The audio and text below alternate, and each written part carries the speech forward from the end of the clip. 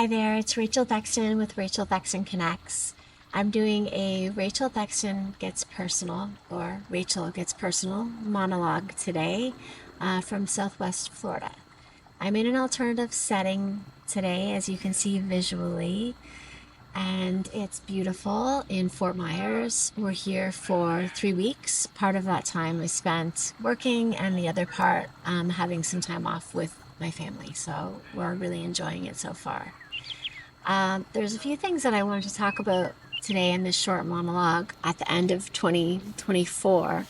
The first one is just something that I noticed today, actually. We were enjoying time as a family. We went mini golfing, which is something I loved to do as a kid. We came to Florida. I came to Florida as a little girl a lot, but it would be a very different experience than what my kids are experiencing today. So we would drive from Ontario.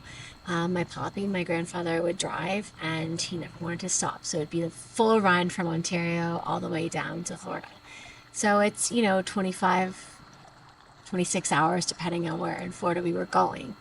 And then we would stop somewhere, and we had a camper in the back. So we would stop at a campground, or, even Disney had a Disney campground, and that was amazing. The second that we hit the state line of Florida, we would put our shorts on. We would gawk at the palm trees and think that we were in paradise and watch for salamanders and armadillos. And it was just a dream come true for me as a child. I just absolutely went crazy for it. And, here we are now in this beautiful community. We rented a VRBO. We did get a great deal on it since my remote work and my husband's remote work allow us to work away from Vancouver the odd time, which we did this month. So we left a little bit earlier in the month, saving us on flights and accommodation. But we are in a VRBO with a pool. And when I was mini golfing with my kids, they'd never been. They've done a lot of things. Mini golf is not one of them. And they were getting frustrated. And we were at this really nice mini golf place. And I was just really acknowledging how different my childhood was from what theirs is.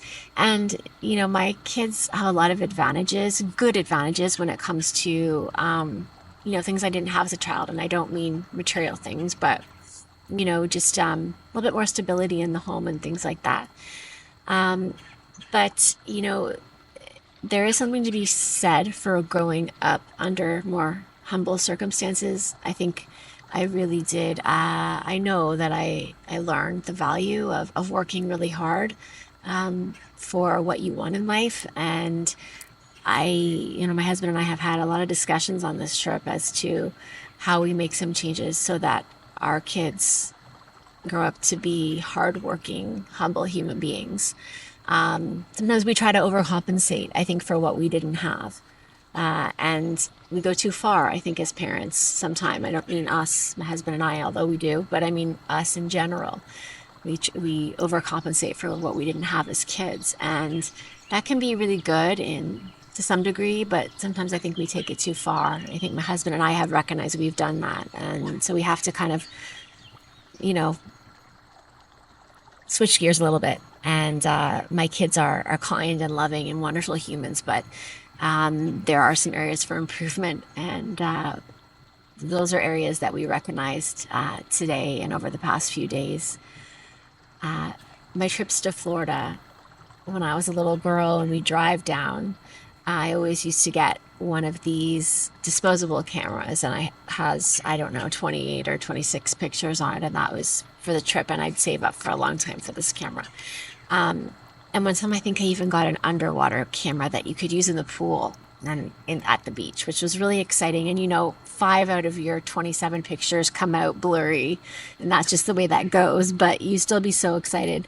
So my husband gifted me this right when we got here, and so I've taken about 10, just under 10 photos because I don't want to use it all. But it's so much fun, and my kids are looking at it like, how does this work? And so when do we see the photos? Anyway, so that's kind of neat. We have been enjoying Florida. The community here is exactly that. One thing I've noticed about I know it's different state by state and community by community, but I definitely notice a trend in the United States. There is a lot more community and connection, a lot less isolation.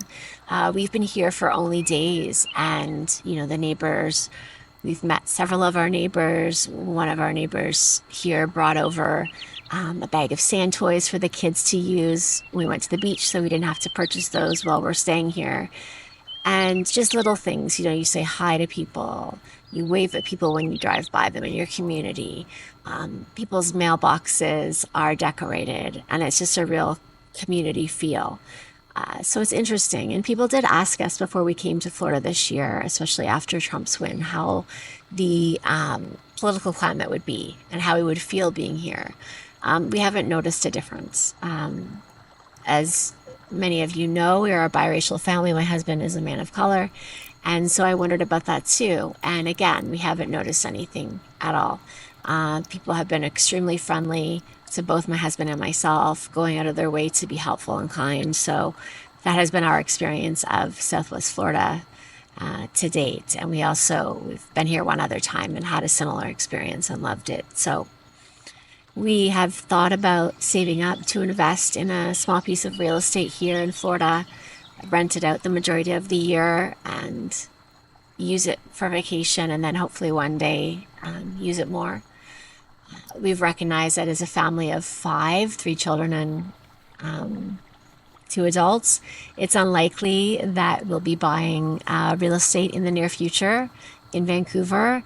Vancouver will always be my primary home, but we will probably be renters and invest in real estate elsewhere.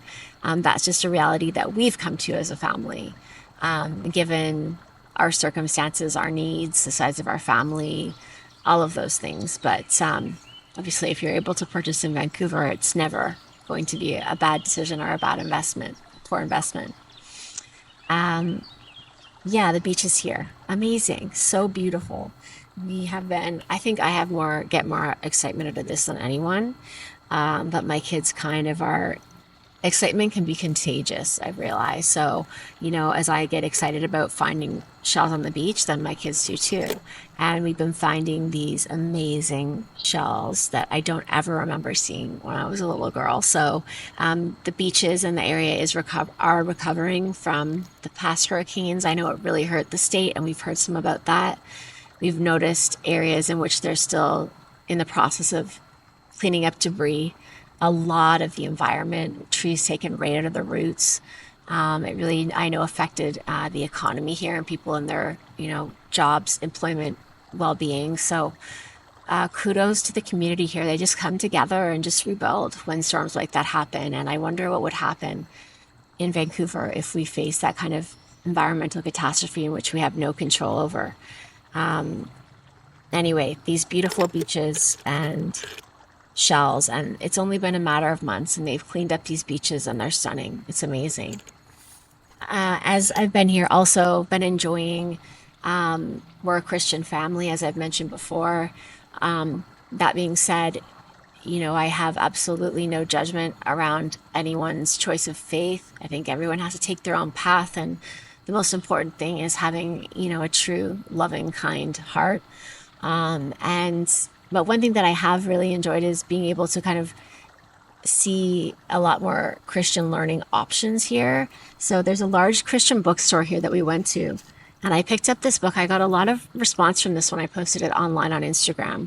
Lee Strobel, Is God Real? I just started reading it, and really, really good book. I guess a lot of you have read another one of his books called The Case for Christ, which I really want to read. Lee Strobel, the author of this book, is a journalist. He is a journalist at the Chicago Tribune and also has a master's in law. So he's very much an analytical, fact-oriented individual and professional, and was an atheist. So really went through the process of doing his own research and making a decision either way for himself. So I've just started the book, but some of the data is pretty startling. Talking about how this is the first Generation Z, I think it is, those starting to be born in 1999, are the post-Christian generation. But in fact, that is the generation that has the highest rates of depression, anxiety. Some of those rates even more startling than that regarding those who have made suicide plans.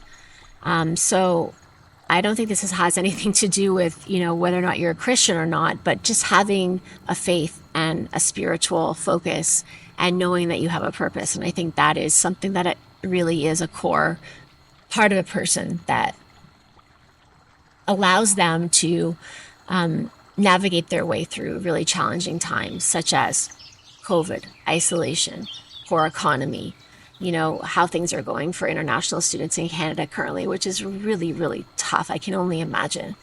And so, yeah, being able to read about this, and I still have a lot of questions myself about Christianity. I grew up in a Christian home. My grandfather was a preacher, so I went to church a lot and went to a lot of church camps.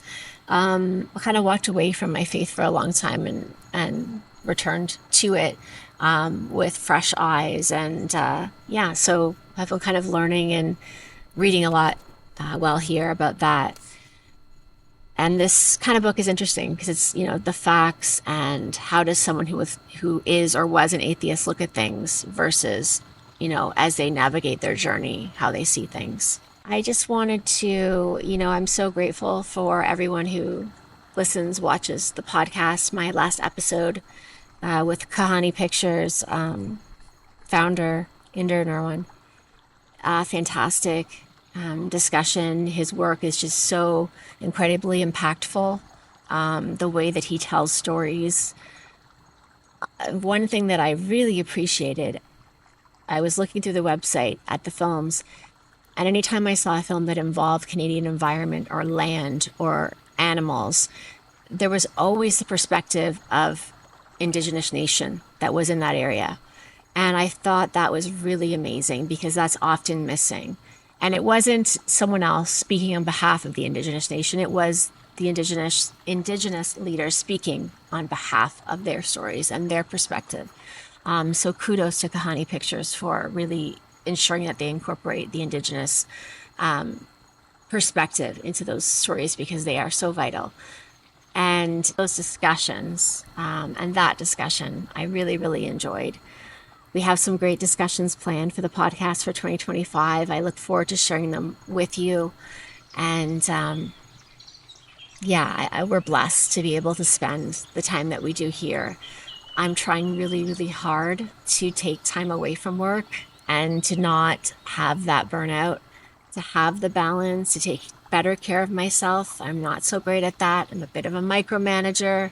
I'm proud of what I've built over the years with my business, and I'm proud of the hard work that I do, but I do recognize that sometimes I need a break. And that's something that has taken me a long time to learn how to do.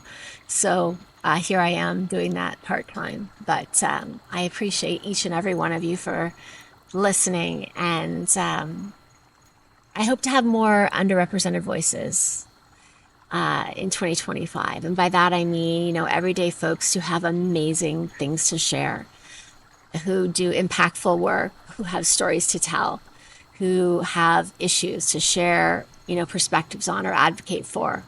So please be in touch with me if you have ideas. I have a few, but I'd love to hear more ideas for the podcast in the new year.